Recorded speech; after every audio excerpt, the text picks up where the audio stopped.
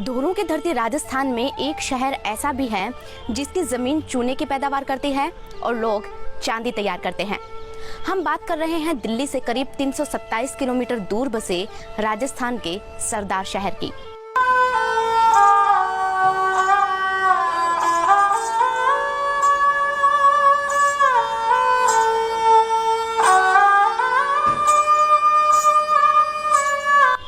नमस्कार दोस्तों, मैं हूं अंशिका सारडा। आज हम बात करेंगे सरदार शहर के इतिहास की। थार के मरुस्थल में बसे इस शहर का नजारा आसपास के शहरों से बिल्कुल अलग है। खूबसूरत मंदिर, शानदार इमारतें, बेजोड़ चित्रकारी वाली हवेलियां इस शहर के गौरवशाली इतिहास और वर्तमान की कहानी बयां करती है। आज हम आपको इस शहर की हर उस चीज से रूबरू करवाने की कोशिश करेंगे जो अपने आप में खास है। लेकिन इस रिपोर्ट को पूरा देखने से पहले आप मेरे YouTube चैनल को याद से सब्सक्राइब कर लें और Facebook पेज को भी जरूर से लाइक कर लें। दिल्ली से करीब 250 किलोमीटर दूर बसा है चूरू जिला, जो अपने मौसम के कारण हमेशा सुर्खियों में रहता है। सरदार शहर इसी जिले की एक तहसील है। आज यहाँ पर राजस्थान के कोने कोने से लोग खरीदारी करने आते हैं। चांदी के जेवर, बर्तन और महंगी कलाकृतियों के लिए ये दूर दूर तक मशहूर है। बेहद सुंदर हैंडीक्राफ्ट वर्क यहाँ होता है। लकड़ी के बेजोड़ फर्नीचर यहाँ बनते हैं। हवेलियाँ तो रामगढ़ शेखावाटी के टक्कर की हैं। लेकिन एक वक्त ऐसा था जब यहाँ पर दूर दूर तक सिर्फ और सिर्फ मिट्टी के धोरे हुआ करते थे। तारानगर और सादुलपुर की तरह सरदार शहर भी जंगल देश का हिस्सा हुआ करता था। जिस तरह तारानगर पर डहालिया पवारों ने शासन किया था, उसी तरह सरदार शहर पर भी उनका राज हुआ करता था। लेकिन वक्त के साथ शासक बदलते रहे, पर भीषण गर्मी और पानी की कमी से ये इलाका गांव या शहर के रूप में पूरी तरह से कभी भी विकसित नहीं हो पाया। 18वीं सदी तक ऐसा ही चलता रहा।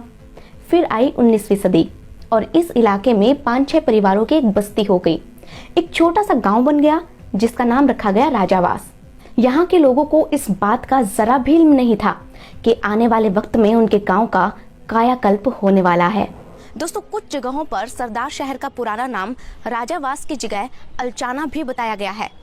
कहा तो ये भी जाता है कि पहले सरदार शहर की जगह सरदारगढ़ नाम रखा गया था और बाद में सरदार शहर कर दिया गया।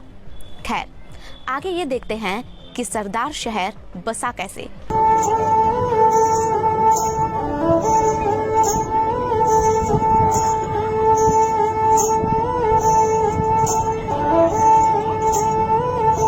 दरअसल ये बात है सन 1839 की, जब बीकानेर राजघराने की गद्दी पर राजा रतन सिंह आसीन थे। राजा ने ये तय किया कि उनके बेटे सरदार सिंह के नाम पर एक शहर बसाया जाए। पुराने जमाने में राजघराने अपनी आर्थिक स्थिति सुधारने के लिए अक्सर ऐसा किया करते थे। उन्होंने शहर बसाने का काम दे दिया अपने सामंत मदन सिंह छाजड़ को। अब मदन सिंह अपने सहयोगी इंद्रजीत चंडालिया के साथ योग्य स्थान की तलाश के लिए निकले। गांव-गांव घूमने के बाद वो पहुंचे राजावास गांव और ये जगह उन्हें शहर बसाने के लिए बिल्कुल सही लगी। फिर क्या था, राजावास का नाम रखा गया सरदार शहर और इसी के साथ ही शुरू हो गया इस गांव का कायाकल्प। यहाँ पर एक शानदार किला बनवाया गया, बाजार बनवाए गए, सड़कें बिछाई गई और नौचौड़ की स्थापना की गई। राजा ने करों में छूट और कई तरह की सुविधाओं का ऐलान किया, जिससे लोग और व्यापारी वर्ग यहाँ पर आकर बसने लगे। उस वक्त सरदार शहर में व्यापार खूब फलने फूलने लगा। अमीर सेठों ने यहाँ पर अपनी खूबसूरत हवेलियां बनवाई, जिनकी चित्रकारी और लकड़ी की नक्काशी आज भी देखने लायक है।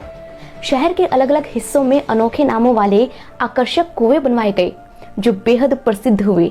सरदार शहर बहुत ही तेजी से विकास की इबारत लिखता गया।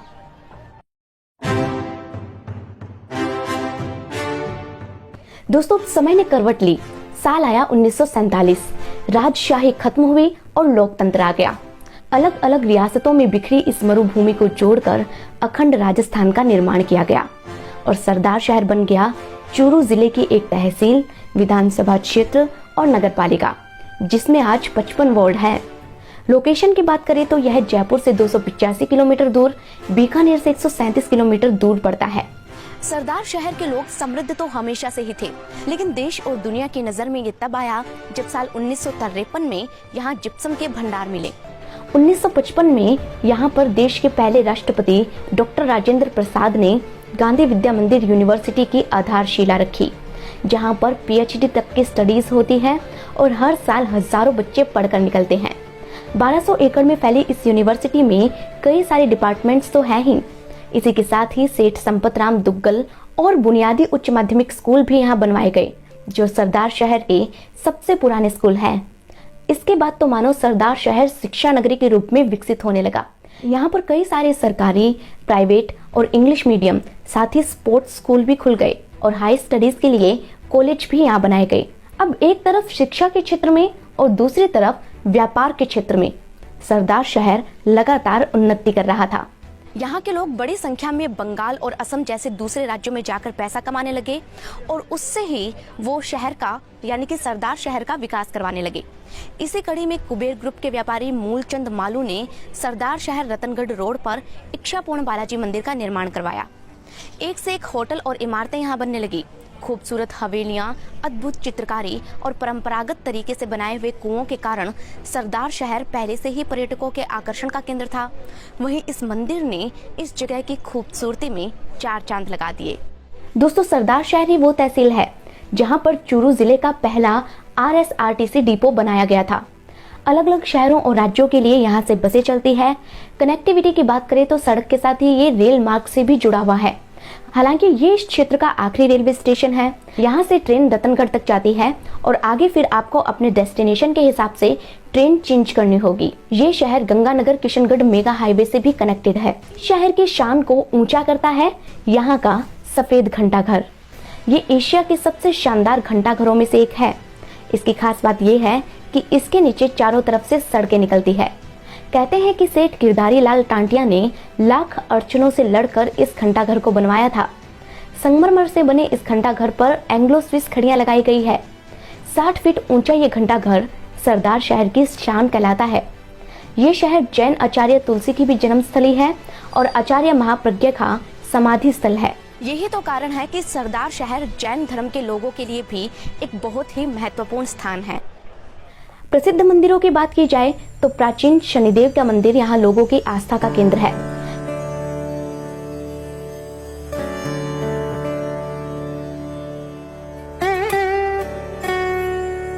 यहाँ के सबसे बड़े मैदान ताल वाले मैदान में बना रानी सती का मंदिर भी चमत्कारी मंदिर माना जाता है। दोस्तों, ये 18वीं सदी में बना है और लोगों की इसमें गहरी आस्था है।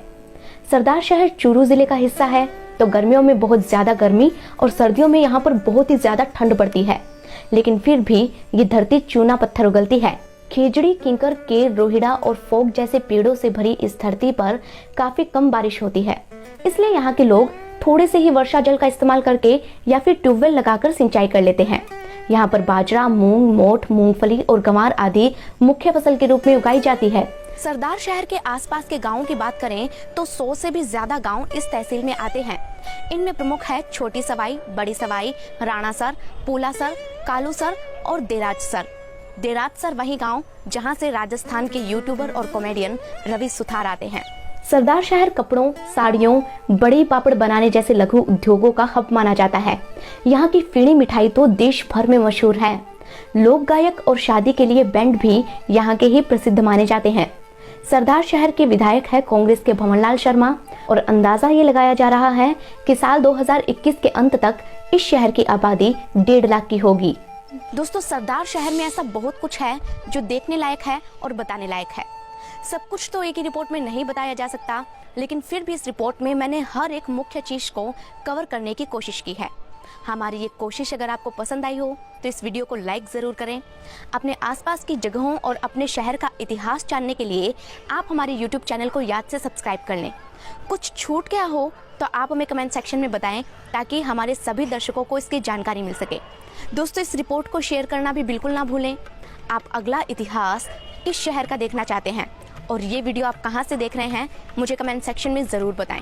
मुझसे जुड़ना चाहते हैं तो मेरे फेसबुक पेज को याद से लाइक कर लें। अपना ख्याल रखें, खुश रहें, धन्यवाद।